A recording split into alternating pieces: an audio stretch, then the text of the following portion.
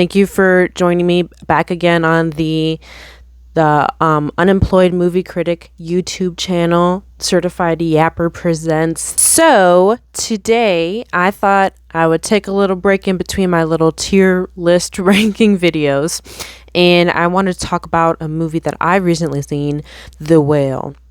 I don't know if you've heard of it. So I watched The Whale. It took me honestly a couple days to finish it, but I thought it was just a really interesting film and a really interesting way to talk about a couple different, things going on. I feel like I'm just saying generic things, but I feel like it's very relevant to, different discourse that's going on online right now. So I thought I would talk about it. I want to first start with my first impressions of the film. So something I was thinking about when I was had only like a quarter of the film left was that it felt very theatrical. It really felt like a play. And then at the end of the movie, when I was watching the credits, it was based on a play. So that's why. I kind of don't really like when you can watch a movie and it feels like a play, because I feel like it takes away the purpose of a movie, really. So because like The Whale, like other films based on plays, similar to Fences is what I noticed as well, it takes place in one setting, in his home, and it doesn't explore anything outside of that, really. I guess it is interesting. You can do a couple more visual things on film, but I just feel like at that point I would just rather have it be a different movie. It kind of goes back to the thing I was talking about in my Oscar bait movie, where if it's a play, I think you should sometimes just leave it as a play. Sometimes it just needs to be its own art form, and that's not to say that the movie isn't kind of important. I think it's worth being made into a film, but just do more with it, I guess is my opinion. It was directed by Darren Aronofsky, and I think Darren Aronofsky kind of has a theatrical kind of approach to his films. The only other film I've seen of his is Black Swan, which I also felt had kind of a play feel to it. I especially think this is true in his preference for acting. I could compare The Whale to Black Swan in that the acting was more theatrical. It was a little bit more dramatic, a little bit more almost too much in a way, which I'm not a big fan of, but I guess I can understand what the vision was. I especially think this is true with the characters that were not Brendan Fraser. So pretty much any character that was not Brendan Fraser, I'm like, oh, this is a theater person. They kind of were a tad overacting in a way. I think Sadie Sink's character, they just made her unrealistically mean and rotten, and she was just a super edgy teen who's yeah, I don't care. She kind of talked like that basically throughout the whole film. Charlie's ex-wife kind of had that same attitude. Really, everyone kind of had a bad attitude in this film. Even Charlie's friend Liz kind of had that very tough, yeah, well, I don't want you in my life, and I think you should leave because really you just suck. I just don't like that style of acting, and especially I don't like that style of mean or tough person, because I don't think that's how they talk in real life. So I wasn't huge on that, but I do think Brendan Fraser did do a very excellent job acting in this. It is pretty exciting, I guess, to see Brendan Fraser come back. I know I'm late to the party. The Whale came out 2 years ago, but it's exciting to see Brendan Fraser back in the spotlight after several years of not making any films and not being in the public eye at all. He came out, he's some things happen, but I'm back and I'm still a good actor, and he is a really good actor. So I thought that was very interesting. I think he did a really excellent job playing Charlie. I felt like audiences could really sympathize with his character, even though he may be not the easiest person to sympathize with. He's not by any means an anti-hero or an unpleasant person at all, but he's definitely made choices in his life that leave the audience saying, okay, well, you shouldn't have done that. So I did think he did a very good job with that, especially because obviously one of the main points of the movie is that he's an extremely big person, and that's not something that most of us ever see in our lives. Somebody who's like chronically deadly obese, to put it bluntly. And I think we as a society, and even myself, we have judgments about those people. And I think he did a very good job kind of embodying that person to be like, perhaps society is like disgusted by them, but they're a real person and they have reasons for being the way that they are. So I know this sounds kind of stupid. I was telling my my partner, but I don't know why it just hadn't really occurred to me before seeing this movie that when you live this kind of lifestyle, when you're an extremely obese person who's knocking on death's door, to be honest with you, that is a serious mental health problem. It's like a serious eating disorder problem, much like, chronic depression where you're stuck in bed all day. And I don't know why that hadn't really occurred to me before, that when you're like 600, 700 pounds, you have a serious mental health problem. It's not just, an apathetic thing, or you're just lazy and you sit around all day, because, people can be big. People can even be obese and not be 600 pounds, And I also wanted to add, I think The Whale, similarly to Black Swan, kind of deals with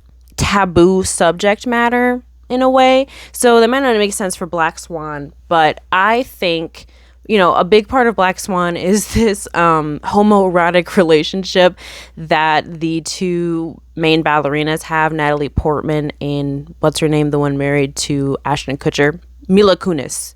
And Mila Kunis, they, engage in some things.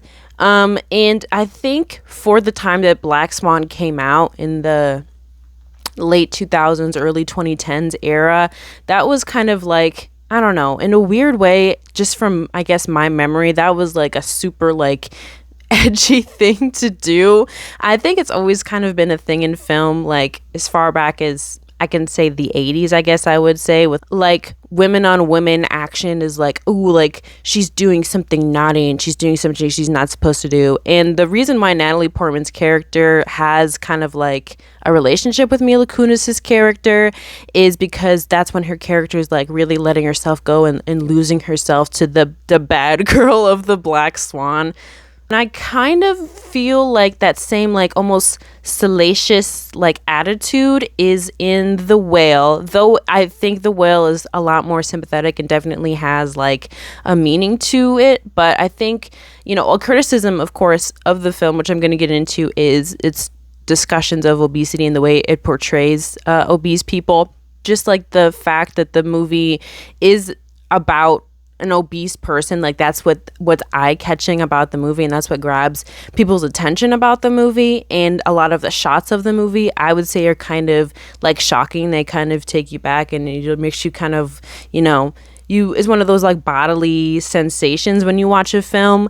I almost think that is the same. Maybe Aronofsky kind of enjoys that kind of taboo, shocking nature. I think he tries to like kind of rile audiences up. And that's kind of how I felt about the film. I haven't seen his other films, I guess. I'm not like, I'm a fake movie person. And as we were discussing obesity, obviously that's like one of the main points of the movie. Let's move on to portrayals of obesity and criticisms of the way it's portrayed in this film.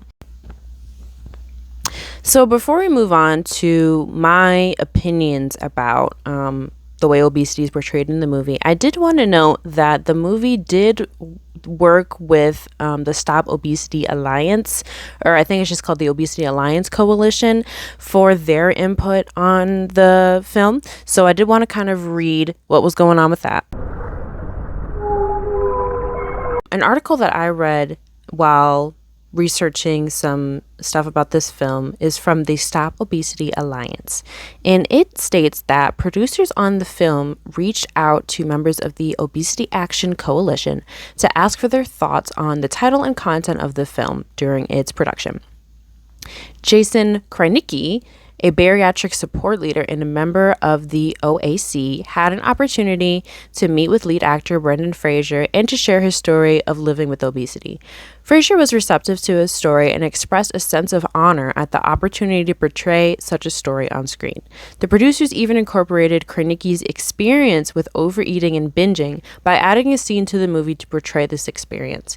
Kranicki believes that the movie will encourage conversations about obesity as a disease that needs to be treated and taken seriously by healthcare providers.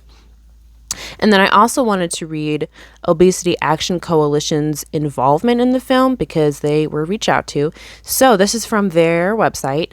A psychologist specializing in obesity care suggested to A24 producers to reach out to the Obesity Action Coalition, and they did.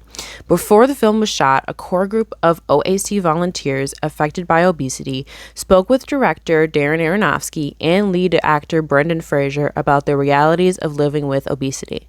We shared the significant physical, emotional, and social impacts of obesity, and we see that insight reflected in many of Charlie, Brendan Fraser's movements, actions, and emotions throughout the film. We also shared our concerns with the inaccurate and disrespectful ways media usually portrays people of size and the resulting harm to people with obesity. In addition, OAC has continued to engage with A24, briefing them on weight bias and advertising on media around the movie to ensure that all messages, images, and language used are respectful and not stigmatizing. So even like during the, press for the film, they continued to work with the Obesity Action Coalition, so they didn't just kind of freeball it and do random stuff. They continue, there's a lack of body size diversity in Hollywood, but casting choices are not just about having representation, they're also about complex and nuanced storytelling. Mr. Fraser has his own experiences with weight bias and stigma, and we found him highly receptive to our feedback. He did a remarkable job of portraying many of the most challenging aspects of living in a large body and showing several ways people react to being negatively judged for their size. The production team decided to use prosthetics before Obesity Action Coalition participated, but the OAC recognizes such prosthetics can be controversial in our community. Had the prosthetics been used to demean or ridicule people with obesity, like we have seen in so many other instances in film and TV, OAC would not have participated. But the intent of all involved with the whale was to realistically God, Jesus Christ, I can't read. But the intent of all involved with the whale was to realistically portray one person's story with obesity, something rarely seen in media. And then finally, I wanted to read this excerpt from a criticism that I read from GQ, written by Lucy Ford. She says in the article, in a criticism of the whale, almost every scene is shot oppressively closed in. The sounds of Charlie binge eating are heightened to the extreme, and his fatness is lensed with the same predisposition of body horror as Aronofsky did with films like Black Swan and Mother. Take my opinions, I guess, with a grain of salt. I don't know everything. I'm not an obese person. I've never had to live with a condition like that, and I've never known anybody with a condition like that either. So I realize that I'm kind of just talking, saying my own thing, but regardless, I'm still going to say my own thing based on the research. I'm not going to be a jerk about it, of course, but I did think that it was interesting that the producers chose to work with the Obesity Alliance Coalition. Very good move, because obviously they are not going to be able to understand everything about obesity if they do not live with obesity, and there's so many complexities, I'm sure, in living with a condition like that we on the outside can very easily judge without ever having like a similar experience at all. I think even people who are, more plus size, I don't even think they can relate to being obese in the way that Charlie, Brendan Fraser's character, is in this film. So, that is something I wanted to kind of talk about. I think the criticisms are interesting, especially from the GQ article where they talked about the framing of it. I thought that was interesting because, like I was kind of thinking already, and like I said, it does seem like it's supposed to be a little bit shocking, and I think some of those shots from the movie are shocking for the sake of being shocking, which, I don't really know if that's the right thing to do, to be honest with you, because it is meant to kind of put audiences back, for audiences to kind of say like, oh, wow, like, and it kind of, make the audience like kind of cringe, I think. So I think if the objective of the film, sorry, was to educate people on an issue like this and to sympathize with an issue like this, that was probably not the right choice, to be honest with you, because it just kind of hypes up that salacious factor to get audiences in the seat to watch and see what's going on. So I can definitely see where they're coming at with that. It's definitely meant to portray his condition as like grotesque. I just want to say, I think fat phobia in like the modern lexicon, the way that we talk about it, is extremely different than talking about somebody who has obesity. Now, that's not to say that people who say crazy things about people who are obese and say, really cruel things, I'm not giving them an excuse for any reason at all. I'm just saying I don't think it's remotely the same as just being a plus size, bigger person living in America. There's a lot of different aspects that go into this. First of all, it's true that in America, we have a large population of people who are obese, who are living with serious health conditions as a result of food. And that's not really their fault. That's because the food in America is crazy, guys. Like, I just feel like if you live in America, it might be a little bit harder for you to be skinny, especially if you're just an average person, because the normal food that we get from the store that's not like homegrown stuff, like homegrown organic stuff, will change your body in ways that are not good. So that's an American food thing. That's not a personal failure on the part of somebody for eating normal food that you can afford, and then as a result of that, gaining weight and being a bigger person. That's just what it comes with to live in America.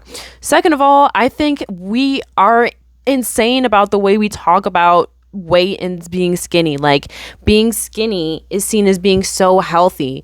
But even if you are a healthy person, you're not always going to be skinny. I know people say that all the time. Maybe it sounds a little bit cliche. I don't think, honestly, in the West, at least in America, I don't think we have a normal view about what it means to be like healthy and what it means to be skinny. Because you can be skinny, and let's say people think you look really good, you're a model. What if you eat so bad and you're very unhealthy because you're not eating right? Or maybe you just have crazy metabolism and you're eating sugar and chips every day, but it doesn't matter because your body doesn't metabolize it the same way. You're still unhealthy. But I don't think it's the same thing as being an overweight person who, you're probably just a perfectly healthy person. That's not the same thing as being obese because you are severely depressed, obese, to the point where you need special equipment to help you get around your house, to the point where you can't really leave your house anymore. At that point, it's a serious health issue. So I think to even compare the two at all is incorrect. Like the close-ups of his body meant to kind of be grotesque, you can criticize that, because I think that's definitely a fair criticism. But just the fact that the movie is made in general and is about somebody living with obesity, that itself is not a bad thing. I think ultimately what we're supposed to take away from Charlie's character is that we need to care about him because he's living with a severe health problem, and that even if you're very, I guess, far gone in your health issue, and especially in your mental health state, people should still care about you just out of the kindness of their hearts and being a human being. That's kind of what we're supposed to take away from the whole film in general. So I just think labeling the film as, wrong to fat people just based on its content is just a very narrow, kind of, I hate to be a jerk, but just kind of like a silly view of the film, especially considering the fact that the film worked with the Obesity Alliance Coalition. They worked with people who talked about their own stories and their own experiences with eating disorders and severe mental health problems, and how that leads them to where they are, and how their health needs to be taken seriously by doctors and by the public in general. You know what I'm saying? I don't think we can compare The Whale to a show like My 600-Pound Life on TLC, or like 1,000-Pound Sisters on TLC, because that's just kind of, it is kind of voyeuristic in that way. We're just like watching these people struggle and there's no end goal after that. Whereas The Whale explains how a person could get to this state, their daily struggles living like this. It's like a medium to tell us, the audience, that we should care about other people, even if we think, you know, perhaps they created their own problem, so to speak. And I also want to say, I hate when people say, oh, well, this like a group or whatever said it was okay, so that means the film is okay, because I don't want to be that person. So just because the Obesity Alliance Coalition said it was okay, that doesn't mean that all people living with obesity still think it's okay, right? Film doesn't solve the world's issues, and it's still missing a lot of opinions of a lot of other people. So I wanted to say that too, just to kind of, you know, further the discussion. I guess I don't have the answers to the film, especially about this issue. I'm, you know, not the person to with the answers on this issue specifically, but just wanted to kind of talk about it. So the next thing I want to talk about is how the film touches on mental illness and overall, I guess, kind of the cathartic human experience, right?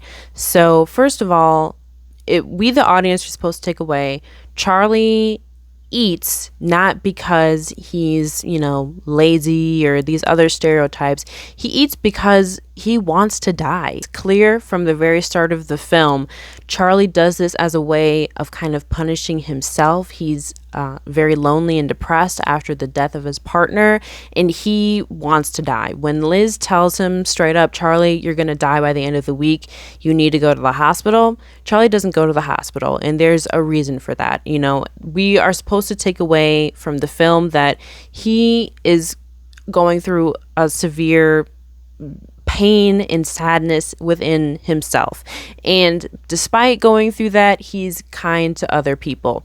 So, you know, the main quote from the movie that we hear several times from the essay that we find out that Ellie wrote is that she says, and I was saddest of all when I read the boring chapters that were just descriptions of whales, because I knew the author was just trying to save us from his own sad life for just a little while. So that, you know, it is a little bit of an edgy teen thing to say, but I like the quote. The more I think about it, I think we can all relate that back to ourselves in a way. In our daily lives, we distract ourselves, you know, with our boring chapters in the middle that are just parts of our life. We distract ourselves with our daily kind of activities, especially if you're somebody who deals with mental health struggles, who deals with depression and anxiety. We distract ourselves with just other daily tasks because it's hard to face the sadness. Charlie is that quote, I guess, throughout the whole film. He distracts himself with eating. He distracts himself with teaching his classes that he's not even very passionate about.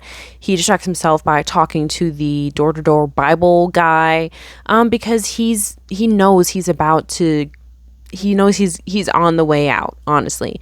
And he knows that he's a very sad person. He distracts himself hanging out with Liz, watching TV. He doesn't want to face the fact that his partner is gone. He feels miserable all the time, and he's not able perhaps to get help for himself. I also think it's interesting. I think the film The Whale really uses other characters to express the same idea when we kind of examine who they are. Each character in the film distracts themselves to protect themselves from their inward feelings of, you know, sadness. So Ellie distracts herself by just being mean. She's a jerk. She's a kind of an evil teen child, and she's mean to everybody, and she has that attitude because inside, as we come to learn, she's very sad. She's sad that her father left. She's sad that, you know, she doesn't feel like she's going anywhere in her teenage life. She's very lonely. She doesn't have a lot of people to hang out with. It's just her and her mom, and she's angry, and she can't really, you know, understand why she's angry or express that. And Liz has that kind of, gruff attitude as well. She's especially harsh to the Bible kid from the church because she's sad that, number one, her brother passed away. Her brother that she loves so much passed away due to religion. Her family is estranged from her due to religion, and her friend is on the way to die. Her friend is going to die soon. And we can apply that to every character, even Charlie's ex-wife and the door-to-door Bible guy. They are all dealing with their own things on the inside that they don't want to face. So instead, they are, kind of cruel in a way. They all have, they face their challenges with anger. Charlie decides to approach life with kindness, and even though the people around him are angry and upset, he chooses to face the world with kindness and be accepting and loving towards others and hear others' stories. And we, the audience, are supposed to take away from that is how we should kind of be approaching life as well. Keep talking about it, but it is kind of like Waymond and Everything Everywhere All at Once.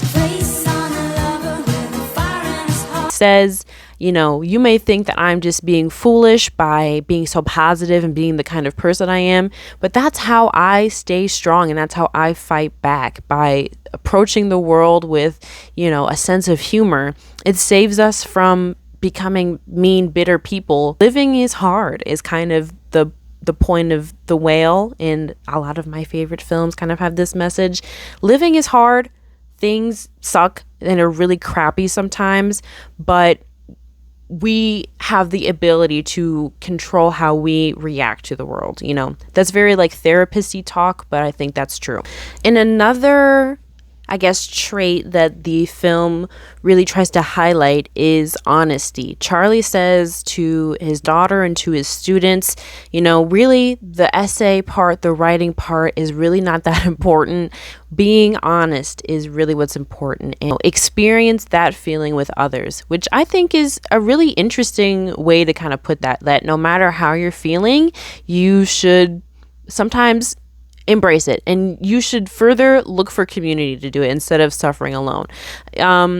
I think it really goes back to Charlie dealing with what we can only imagine is depression, that maybe he didn't even take his own advice and he didn't share how he was feeling with others and look for that sense of community and try to be honest.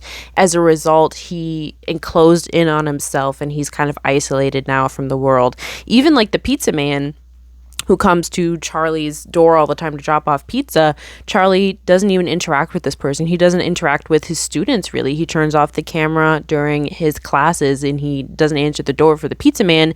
He doesn't want people to see him. He doesn't want that connection because he just feels so poorly about himself. So I think, you can view Charlie telling his students that they need to be honest as that we need to, when we're going through difficult experiences, we shouldn't keep it inside. Even if it's scary, if we think people are not going to like us and we're ashamed of ourselves, we, as human beings, we are destined to want to be in contact with other people. We are designed to talk to other people, to socialize, to be loved by other people. The other quote we get from the film is when Charlie says to Liz near the end of the film, "Do you ever get the feeling that people are incapable of not caring?" And I think that's the central point of the film. We try not to care, but we do care. We cannot help but care. That's just part of the human condition, I guess. If Ellie, she pretends not to care. She pretends not to care about anything or anyone, but really she cares that her father left her as a child. She feels very betrayed by that, and the fact that she hasn't heard from him or talked to him for half of her life. She really cares about that. And Charlie even sees her kind of tattling on the Bible kid as her caring. It's her way of caring, even though she does it in a kind of a mean way. She ultimately brings that kid back to his family, and he learns acceptance from his family, even though he thought they were going to hate him forever. So I don't know if I see it that way. I think Charlie is a bit optimistic and he loves his daughter, but I think she was just being an evil, rotten child when she recorded him and sent it to his church. She's just like a mean little jerk, which is what I mean when I say I think the film went like a little bit too hard on making her a mean little jerk, because you almost don't feel like she has redeeming qualities. And I know that's not what the film was going for. We are supposed to sympathize with Ellie, and if we, continue with that trend of people being incapable not to care, as frustrated as Liz is with Charlie, she continues to care for him day after day. She and Charlie get in fights, they argue a lot throughout the film, but Liz comes back every day to give him food, to give him health care for free, by the way. She cannot help but care about Charlie. She wants him to go to the hospital, obviously, because she wants him to live. He's her friend, but as frustrated as she gets, really loving and caring about someone means you cannot, just leave them behind.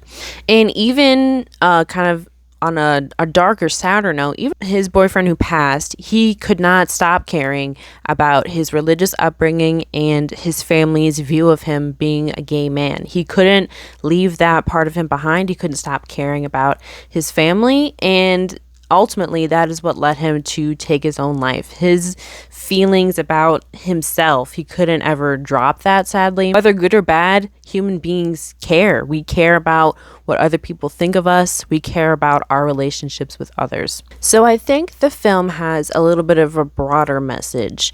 I think what we're supposed to take away from the film is that life is short, life is cruel, and it's difficult.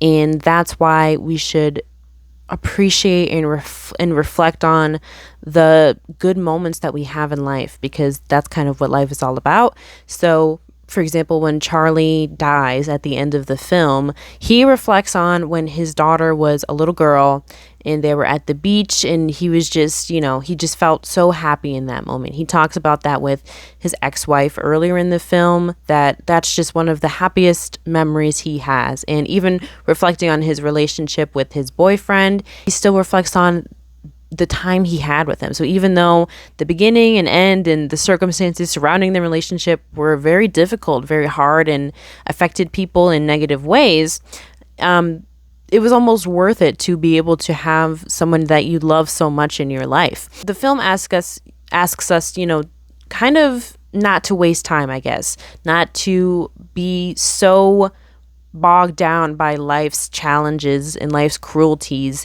that we isolate ourselves like Charlie, and ultimately we allow the sadness to take over our lives. Now, that's easier said than done. I'm not going to act like people who have severe mental health problems can just snap out of it and start enjoying life and living life to the fullest, because I know that's not true. But I think the film is just asking us to remember and encouraging us as people to kind of, love each other, be kind to each other, and to try to reflect on life's kindest moments. Because if we allow life to really put us down, we won't even be able to make new pleasant memories for the rest of our lives. I think another element is, even when people are crappy and do kind of bad things, it's because as people, we care and we think we're doing the right thing. So the religious guy, he thinks Charlie's going to hell for being gay. Insane take in the 21st century, but that's truly what he believes, and he truly thinks that he's saving Charlie by preaching to him every day. We do things that are stupid. Other people do things that are crappy and stupid. Most of the time, we as people do things because we think it's the right thing to do, and we probably have motivations beyond ourselves for doing what we are doing because we think it's the best for the people that we love and care about. But sometimes we can just do things because we're selfish too. So, this might be a little bit of a shorter video, but I just kind of wanted to share my thoughts on The Whale. I know it was super huge when it came out. Everyone was talking about Brendan Fraser. Everyone was talking about the film, the writer, the Aronofsky. So I wanted to give my 2 cents. So thank you for joining me for my review of The Whale. Thank you for joining me for Certified Yapper yaps on and on and on about The Whale and what she thought about it. And join me next time on the channel for some more Film Talk. Follow me on TikTok as Dingus McClingus, aka at Madam Adam Driver, and the YouTube channel that you are watching is called Unemployed Movie Critic. So thank you for joining me. Like the video, comment, share, do what you want to do, and thank you for being here with me.